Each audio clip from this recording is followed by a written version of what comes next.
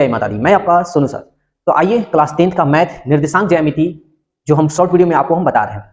आज का जो क्वेश्चन होगा बहुत बेहतरीन क्वेश्चन होगा जो सेकंड में आप सॉल्व कर सकते हैं, लेकिन बच्चे या तो जल्दीबाजी में कहें या जानकारी अधूरी हो उसके बिना कहें, गलती क्वेश्चन को कर आते हैं। तो चलिए आज इस क्वेश्चन को सेकंड में बनाते हैं और बहुत बेहतरीन तरीका से आपको हम समझाते हैं।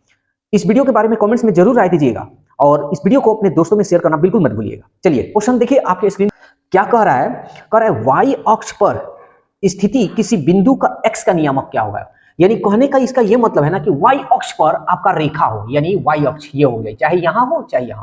तो आप अच्छी तरह जानते हैं इस रेखा पर 1 2 3 4 इधर 1 2 3 4 माइनस में होता है।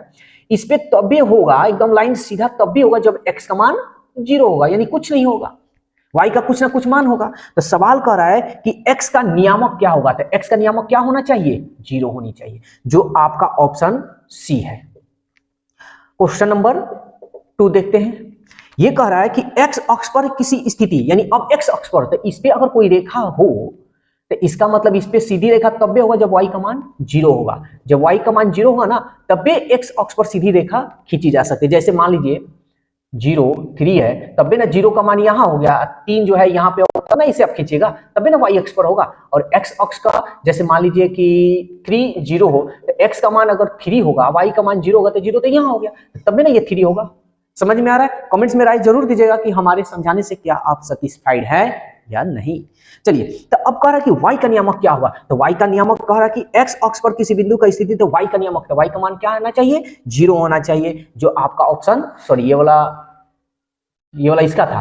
ठीक है, 2 नंबर यहां लिखे।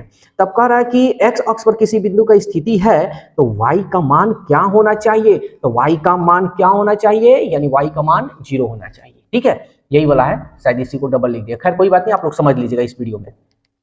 3 नंबर, x अक्ष पर किसी बिंदु का निर्देशांक होता है। तो x अक्ष पर, यानी x अक्ष पर तब होगा जब x का कुछ ना कुछ मान होगा और y का मान 0 होगा, ये आपका होगा। क्वेश्चन नंबर 4 पर y अक्ष पर के किसी बिंदु का निर्देशांक किस रूप में होगा। तो y अक्ष पर, यानी y अक्ष पर इस पे तब होगा जब x का मान 0 और y का मान कुछ ना कुछ होगा। ठीक है, तो आपको हम 4 क्वेश्चन कराएं और ये बहुत इंपॉर्टेंट क्वेश्चन है, 100% है कि आपके एग्जाम 2026 में ये क्वेश्चन आने वाला है।